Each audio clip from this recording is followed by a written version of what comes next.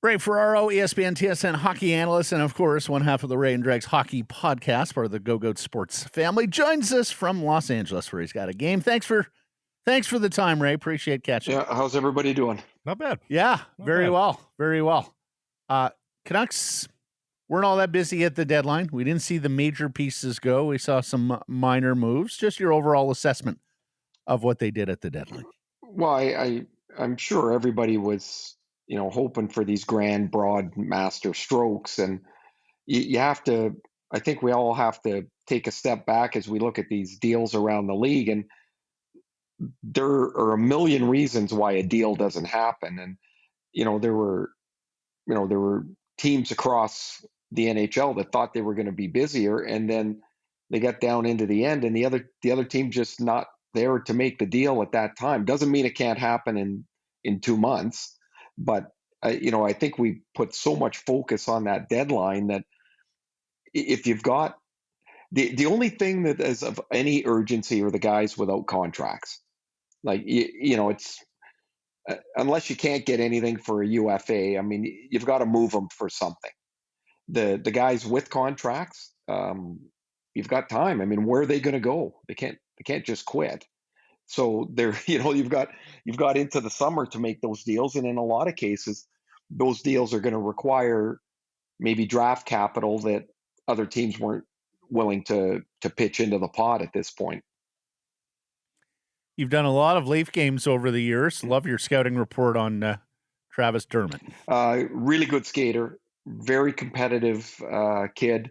I think Travis got stuck in Toronto with a burden of expectation as a second-round pick that, he was going to be this puck mover and point producer, and then they moved him to the left side, to the right side, and then back to the left side, and he seemed to he just lost all traction to his game.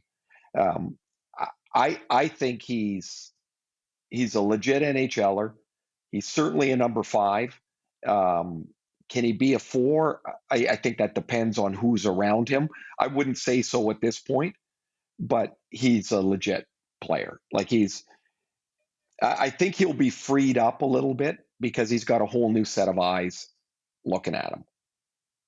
That was what I had heard, was that he was feeling a weight in that organization, and that there might be an exhale here. Is that fair? Yeah, because if you got to think, if you're in organization A and they're looking at you all the time, but as they're looking at you and evaluating you, they've drafted other players. Now they want to look at those other players. And so Rasmus Sandin in Toronto has really made a nice step. Timothy Liljegren's a right-handed guy, so they wanted to look at him too. And all of a sudden, Dermott lost his place on the chain. Well, he comes to Vancouver, and everybody wants to look at him. So he gets a chance to reset. There's no disappointment in what he's been because the Canucks shouldn't care. They acquired the player that they see today, and what can he be? Well, you're going to give him an opportunity that he probably wouldn't have in Toronto because they look at him a certain way.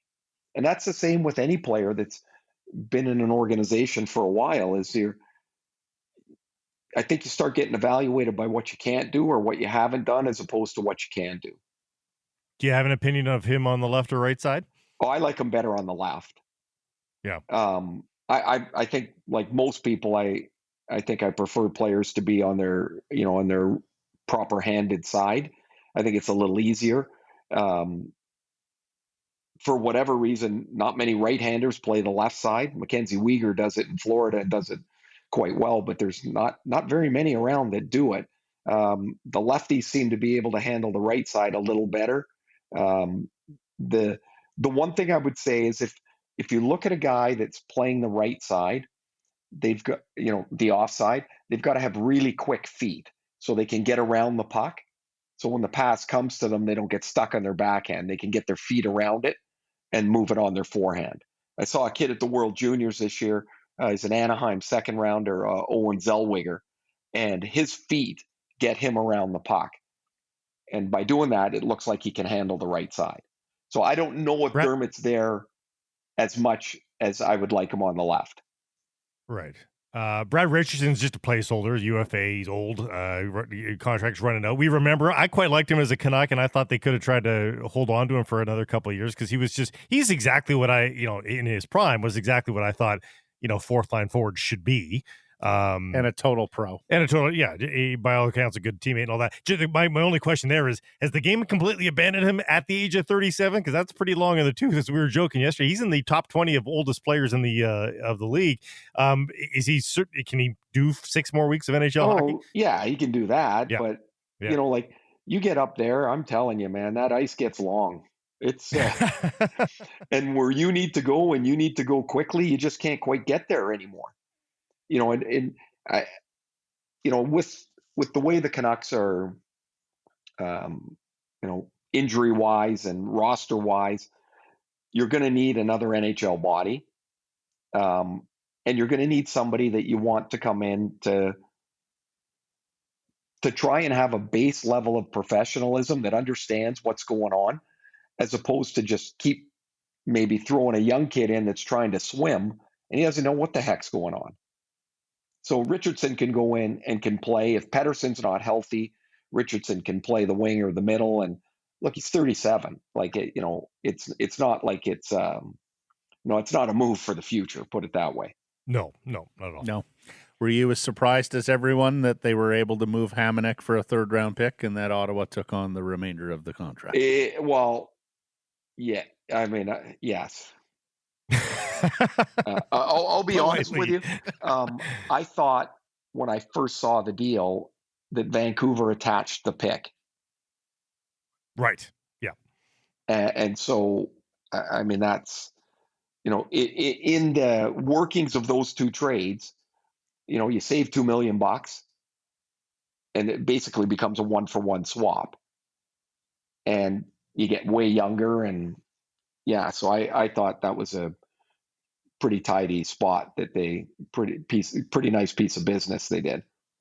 I said I would have done that, paid to trade Jarro Halak. Maybe they offered that and teams were still unwilling to do that. Okay, Blake, that's important though. That's important. Yeah. It's like I read a few times, somebody with the opinion that, I thought they should have got a 3rd-rounder for Dermott, or a 3rd-rounder for Tyler Motte, and I thought they should have done something with Halak. Maybe nobody offered that. I'm almost certain, without getting into any information that I don't have, which people need to realize, is that I'm almost certain nobody offered the Canucks a 3rd-rounder for Tyler Motte, and they said, no, we'll take this 4th-rounder. I'm almost certain that's not how a trade room works. You get the best pick you can get. And if it's a 4th-rounder, that's what you get. What pick are you going to attach to Jarro Halak? Like, at what level are you like, I'm not attaching that pick? Are you attaching a 3rd-round pick? Yeah, I'm not. So not that much. No. Let's go through this then. Ray, do you think there was a world where the Canucks could have done things differently to preserve some of Halak's value, and where Halak could have gotten more starts, or was it simply a victim of circumstance that Thatcher Demko is playing so well? We are unbelievably in a playoff chase, and so it was going to become a situation where Yaroslav Halak was going to become a casualty. And it's to be expected when a veteran goaltender of that age and ilk isn't getting playing time that he's going to be a little ticked off about. Well, are you talking avoidable at all? Are you talking about at the end at the conversation at the bench? Well, I think that was a culmination of a fair bit of frustration all year. I was just going to say, like, if that was me and the coach said to me, you're going to play the 3rd period. And he probably said, does that mean I'm playing tomorrow? And he said, I don't know. I wouldn't have been very happy. Like, I mean, personally, I think that conversation should have taken place down the hallway, like not on the bench. Good point. Yeah. Like just take it down the hallway, because you have to sense that that's not going to go super well. And so just take it down the hallway. So if you need to have an argument, nobody knows. Right? Those conversations happen all the time, and they're not out on the bench. I thought he could have played more early, and maybe had he played more early, He would have found a little bit of a groove. Really hard for most goalies to play infrequently and have much game. When you get older, I mean, you can't just sit there and play and then jump in and play once every 3-4 weeks. It doesn't ever seem to work. So yeah, I think there could have been more retained value had he played earlier, but then he would have had to play better. If he found a fence there, Ray, would he find a fence in now getting a start against maybe the best team in the league, or does he welcome that and say, I'm going to tackle this, and obviously he's going to give it his all, period, but does he find a fence there, or does he consider this a challenge and flattering? Well, I would think it, partway through your mind is like, oh, now I'm going to play. Thanks. That's what I'm saying. Yeah, I think I don't know Jaro Halak at all, but I can only put myself in that position. And it's kind of like when if you're a forward and you don't play much in the first period and a half, and then you're down 4-0 and the coach starts playing you're in your head, you're like, oh, I get to play now. Thanks, coach. Right. So I think it's unavoidable that he would think that. And yet it's sort of a big game because, I mean, the math is not good. We've been through that for weeks now. But if there is even one last burp of hope, like they do need to at least saw off this road trip. And you would hope that starts with a stolen point or something in Denver. I mean, these next two games are back to back here Wednesday. Those are big games for the Vancouver Canucks. For Ray, they still have belief in the room. We can sit on the outside and say, guys, it's not happening. Right. But they're going to believe in that room till the very end, and so that makes these couple of games pretty big. Well, they are, but I mean, like I can sit here and and look at the math and go, you know what, fellas, it's not happening. Right? That's easy for me to say. Sure. When you're in it, you're playing until you get you're not in the contender category anymore. They just don't put you up on the standings boards anymore. I'm just I just pulled up the standings so I'd have them, so they're 5 back of Dallas for the wild card, and Dallas has 2 games in hand. Right? They're 7 back of Edmonton. And like, how are you going to make up those points?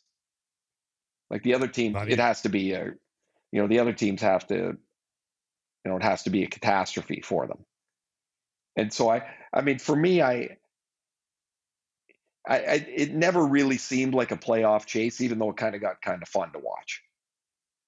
It just felt like at least they gave the Canucks fans that. Yes. Right? Like at least there was a reason to engage again. You know what, Blake?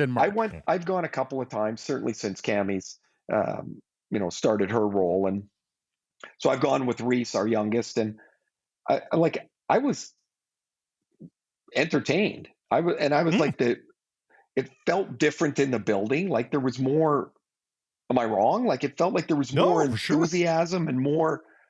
Hey, like look at how these guys are playing their asses off. Like I felt a lot more of that, and I was like, that's a big step. Like it might not seem like much, but it's a big step, because if the people are enjoying themselves, there is extra energy, you're starting to slide the right way, and then whatever moves you're going to make in the next 2 months, they're looked at a little bit differently. They're looked at with, I don't know, you got to clear the negative air that's been around this team for so long.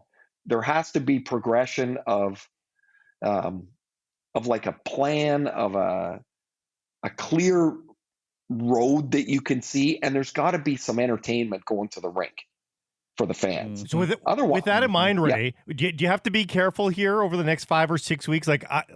We threw out the question yesterday: are you on Team Tank again? And because there's a world in which they can pretty easily get into the top 10 of lottery odds again. They can't really get much higher than that. Bottom 10 of the league, but top 10 of odds. They could do that. They can't get much higher than that, but they could get a 9th or 10th overall pick just by standing pat with those odds. But do you have to worry? And the betting supporters were saying this for the last couple of years now. I almost think that it's more relevant now that you can't really put that tank genie back in the bottle, because this team does need to have some hope. Where are you on the next 5 weeks? And if they, no one's tanking on purpose, but just that constructive limiting of roster, do you do that again, or do you have to swallow the bitter pill and let them compete until the bitter end? Well, I don't like, what else are you going to do? Are you going to, like, when people say be on team tank, like what else are they going to do? Call up some bad? You rush Höglander back. Well, Pettersson's got a rest. Pettersson? OEL looks like he's got something. Do you preemptively shut those guys down or hold them out? If they're going to play, they're going to play. If they're not healthy, if they're nicked up to the point that it impacts their performance, I mean, you worry about their health at all, well, now's the time that you take them out. I mean, you're not grinding away for a playoff spot. You're not going to look. I'll give you an example. We were in a playoff chase one year in LA. I had a arthroscope knee surgery, and I played 10 days later. Like, just think how stupid that was. And after games, I was getting my knee drained of fluid. Like, you couldn't even believe how much crap was coming out of there. But we were in this chase. The year later, we weren't. I would have never done that. Right. I would have taken the time and said, like, I can't do it. I'm not ready to play. So whatever it is with Höglander, or if Ekman-Larsson's hurt, or, Pettersson's wrist, whatever it is, if they're not healthy, now's not the time to push the envelope. And so if that puts you in that other where you lose, and you end up in the top 10, well, that's what you do. But I still want my team, like, there's not an established culture yet that you can play around with. Like, that's something that still, in my opinion, is you have to define what you are as a team and define what you want to be as an organization. And for as well as a lot of guys have played over the last little while, this has been 2 monster runs by Miller and Demko. That, like, just monster runs. That's not your culture, because that can't be all the time. Right. Speaking of culture, it seems like Luke Schenn was kept in part because they like him as a culture carrier. My words, not Patrick Alvin's, but there was interest in him. He's on a great ticket, right shot defenseman, coming off 2 cups, and of course everybody loves him personally. Was that the right call, or is that a depth defenseman that you got to cash in if you're okay? But if you're retooling term. If you're retooling and you're rebuilding or whatever, and you're looking at moving Luke Schenn at the deadline, what are you getting? Like, you're getting a 5th round pick? Like, the right shot defenseman went for a decent price, but but maybe a 3rd. Yeah. Oh, I don't think so. Like, I mean, I could be wrong, but I'm trying to think of which guys went that were, in Luke's frame of that vintage. Yeah. And I don't know. I don't put it this way. I think the value in Luke Schenn outweighs whatever draft pick you were going to get back for him. If he was 1.8 million, Ray, I would disagree. But at $800,000, he's such a value for next year. Oh my gosh, is he ever, Blake? Yeah. And let's say he can't play with Quinn Hughes next year, and he becomes Travis Dermott's partner. Still fine with that at $875,000. And as soon as you lose him, then you start chasing somebody for $875,000. Yeah, exactly. And you don't know what that person necessarily is like, and how he fits in your room, and how he helps a younger guy, and how he goes to work, and and does what he's supposed to do, because it's always a little bit of a uncertainty when you bring guys in. So I didn't have a problem with them keeping Luke. I know him a little bit, and I mean, he's a terrific person, and he's, over the last couple of years, he's totally rehabilitated his career. He really has. I used 3rd round pick just because that's what Justin Braun went for, right shot, older defenseman from Philadelphia. But yeah, I think that was absolutely the high end. As for your thoughts on the building, I'm absolutely with you, Ray. There was an enthusiasm in there. I went to a couple of games, one early in the Bruce There It Is phenomenon in December against Winnipeg, one late here a couple weeks ago against Washington. But you're quite right. I think there's an expectant audience again with a little bit of enthusiasm. There certainly was some when they were making their run. I did want to ask you this question, though, because of all the great radio hits that Ray Ferraro did with us over the years, one that sticks out to me is the morning after the 2017 deadline.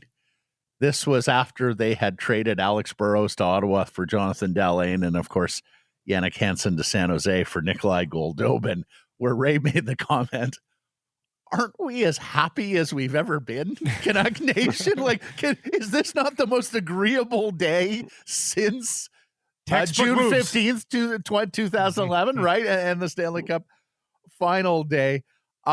We thought this might be one of those days, Ray, and we thought this might be one of those days where, all the picks are coming on in and there's clear direction and all of that. It was a muted version of that. Okay, so let me ask you something. That's my point. Let me ask you something along that line.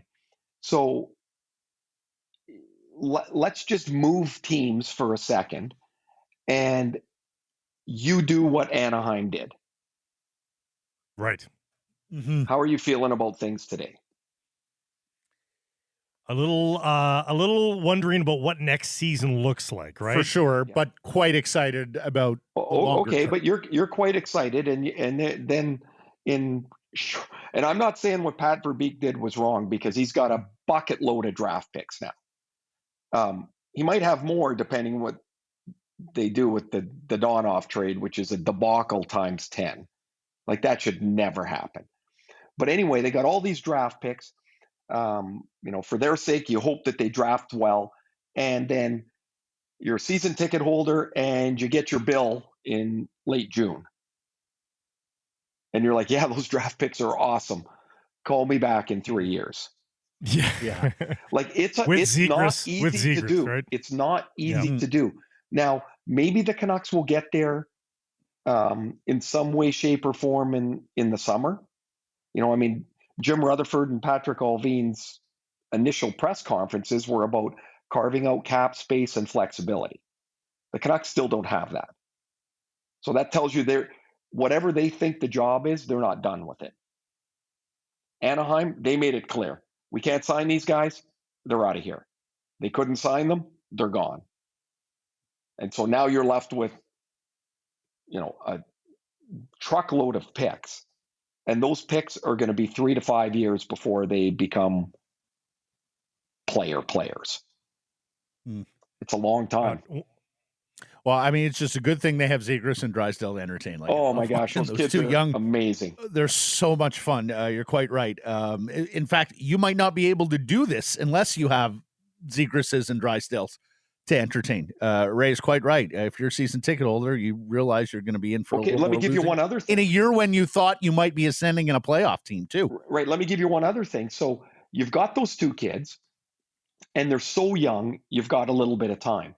Now, I just did. I was in LA last night, so I did Nashville and LA, and Nashville laid an egg. But I'm looking at Philip Forsberg, who's got 35 goals. It wasn't great last night, but he's just been on an amazing run.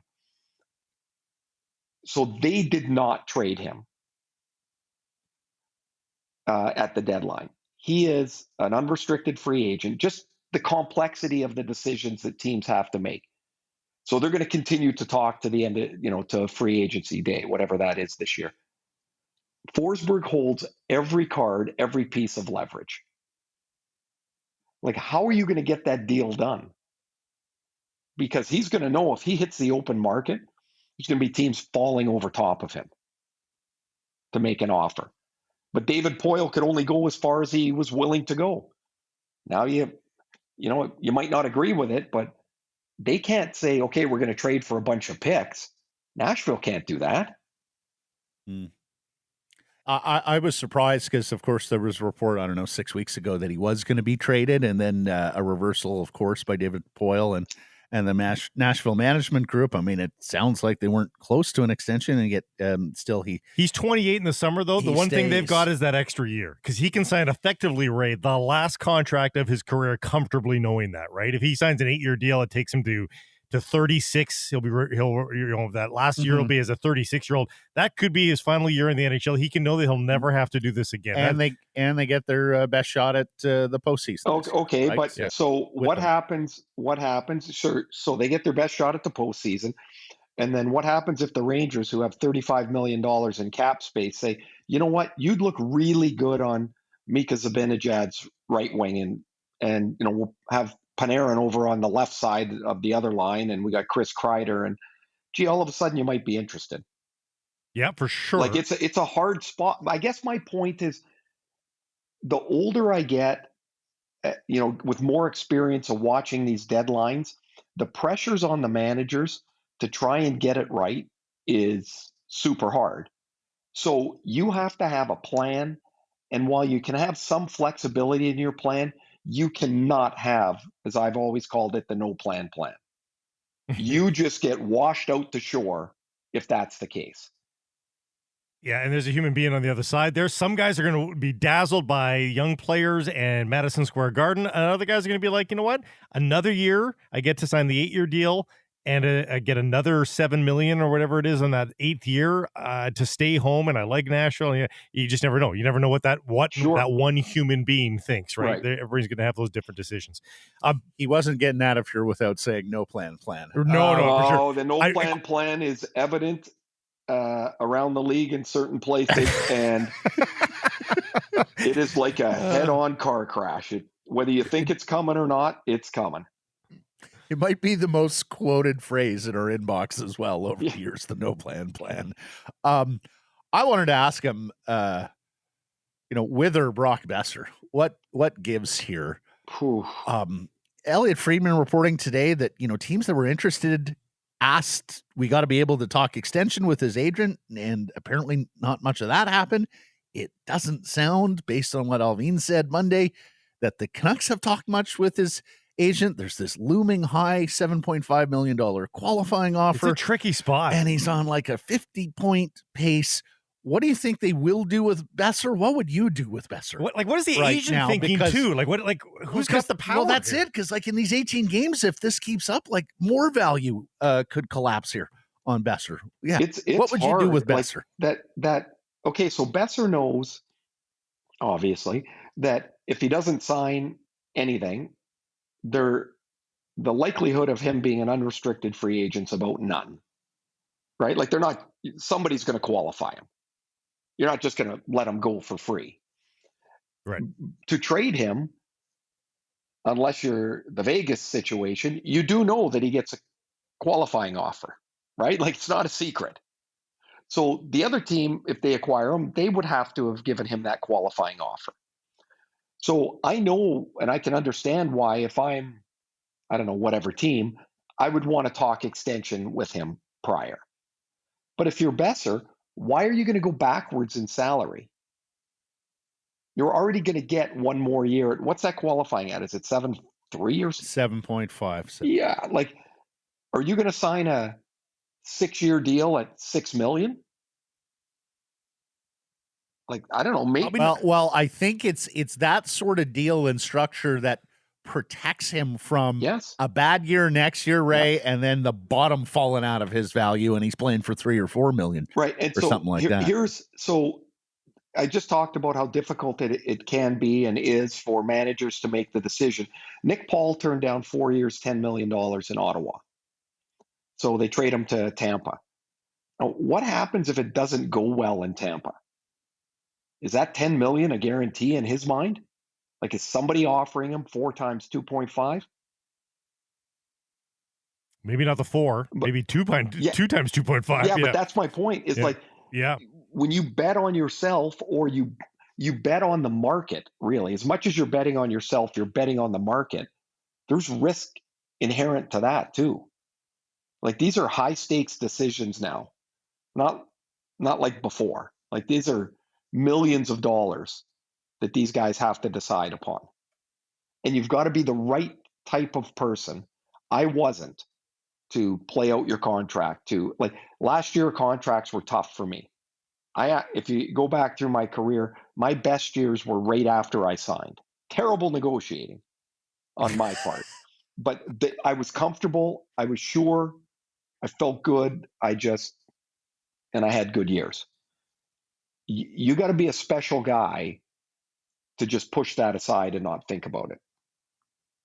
And not to psychoanalyze Brock, and this is not calling him weak. I could see him with that same frame of mind that you had. He strikes me as that same kind of feeler of just kind of, nervousness. He did again. I'm not calling him meek or nervous looking, but I could just see that based on what we know from the outside of his personality. I could see the final year here weighing on him a little bit, and maybe being an example why the numbers are a little suppressed. Well, and again, so say he takes that, and again, I have no information, but what if he took 5 times 6 or something like that, or I don't know, whatever the numbers are. Yeah. That's not wrong. It's what he's comfortable with. And so the PA might push him saying, oh, you can hang on longer, you can do better. And he might say, you know what, I don't have the stomach for it. And that's not wrong either. You've got to be able to live in your own shoes, man. And does that phone call happen from the PA? You said the PA might. I mean, they might have. There would be pressure. There would be pressure for sure. Yeah. You would hear about it. And they would say, hey, we think with the comparables out there, you could do this and this and this. Like, it's part of their job to protect the players. Yep. But again, that's fine. You think I should do that? I don't. Was it Marty Brodeur who did his own deal and below market value once upon a time, Ray, when he was at the top of the goaltending world and heard about it? There have been a few examples. I don't know about that one, but there have been curious deals signed where there has been communication for sure. Yeah. Just last question here on Boeser, because as we've talked about since he stepped foot in the NHL, he's got the rarest ability, right? The ability to score goals, pick corners, release, accurate. Hardest thing to do in the game. Exactly. And yet, let's not just reduce him to a goal scorer. Like, he's got a pretty good hockey IQ. He sees the ice well. He can make others better via creation. Which is limited by his speed. And he's not the worst defensive forward either. Sometimes these goal scorers get tagged with bad in their own end and whatnot, and Brock really isn't that guy either. What do you see when you see him out there this year? Because it just looks like the lack of pace has become more and more striking and alarming and affecting. First thing I notice. Mm-hmm. And so, do you have faith that he can pick up that half stride again, or is it going the other way? The speed thing, I've talked about this with Boeser before. It's not so much a straight line speed. He's never going to have that. But he has to be quick enough to separate from the defender to use his shot. And right now, it seems like when somebody gets near him, he can't separate. So it doesn't matter if you have a great shot because you can't get any room to use it. And so when I watch him, that's my viewing of his game. His separation, his quickness, his one step is just not there. And so the Canucks are going to have to evaluate, do they think that's not there forever or it's not there right now?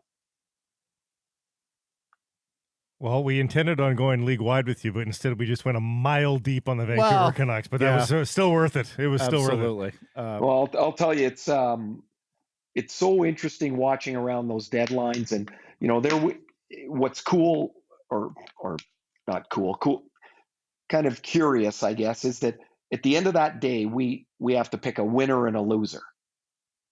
And you're like, man, there's lots of teams you look at and go, I don't even really know what they did. Mm-hmm. Because you don't know what their longer range plan is. But I'm looking at Anaheim and I go, they painted a picture and they said, if we can't sign, we'll get picks. And they did. Boston went out and they're clear. They're trying to fight for their last real push with Bergeron and Marchand. And they go get Hampus Lindholm, who's a hell of a player. Like they push Tampa. They're like, first round picks, we'll draft guys in the second round. We want to win now. Seattle went all in on their plan too, right? You got your chips in the middle on whatever your plan is, Right. right? And so Seattle's interesting too. If we just touch on them for a sec, is so they ended up with a bunch of draft picks coming back, right? It's important to realize they have no organization. They have no depth because they didn't have an American League team this year. I think they had 31 or 32 players under contract. They need draft picks to build an NHL roster and an AHL roster. They don't have that. So I know there's probably all kinds of pressure on those guys because Vegas kicked it out of the box, unpredictably as they did. And it just wasn't going to happen for them the same way. It just wasn't. Now, maybe is Matty Beniers going to be, their first really exciting player? Maybe, but he's going to be 19 years old or 20. Right? It's a longer road, I think, than people had hoped in Seattle. I mean, I just don't see how you shortchange it. I don't see how you sidestep it. It's 33 of 50 contracts, and it's 40 of 90 on the reserve list as well. So, so just they don't have anything really, eh, Matt? No. You're quite well. They have second round picks, right? They got 4 of them this year. They got 3 of them. Well, okay, or they got 4th round picks as well. This year, they've or in September, they have their American League team in Palm Springs. Oh, yeah. Right. So now they got to fill that. So they're going to start getting, they'll start filling that out. Those spots will start getting filled out. Or you could be like Arizona, check out their cap or check out their drafts. I think this year, I want to say they got, or maybe, I'll screw this up. They have a crazy amount of draft picks in the first 3 rounds in the next couple of years. Like, I think it's 4 firsts. Oh, I think they got 3 firsts this year. And like, they're talking Arizona here. Yeah. Yeah. Arizona has 3 firsts this year and 4 seconds. Like, what are you doing with all those draft picks? Those guys are 3 to 5 years away from playing unless they start flipping some picks for some players. Cause there's going to be teams that are going to say, I got to get out of this cap hell. And Arizona's positioned to do that, but are they going to do that? Or are they just going to hang out in that 5,000 seat building and just kind of accumulate picks and players, and in 3 years you hope to be better? I mean, like, that's not a good spot either. When Ray puts it that abruptly about pace, I get worried for the Vancouver Canucks and Brock Boeser. We talked about it, and we've talked about it with him and to a lesser degree with Pettersson, but particularly when Pettersson was struggling earlier this year. This league gets faster and faster every year. These kids coming up have been with skating coaches throughout. Guys are going into summers, working on their skating like never before. Of course, you have the great success story of Bo Horvat, who was a very average skater in junior. People were worried about it. Willie Desjardins even said his skating's going to be a problem. Bo put the time in, improved himself. I've said it before, Blake. Just take whatever Horvat did and apply it to Boeser on the skating side. Doesn't always work from body to body, though. Yeah, I know, but I think for him to remain an elite goal scorer, the pace is going to have to be there, or he's going to have to find different ways to mitigate the relative lack of pace.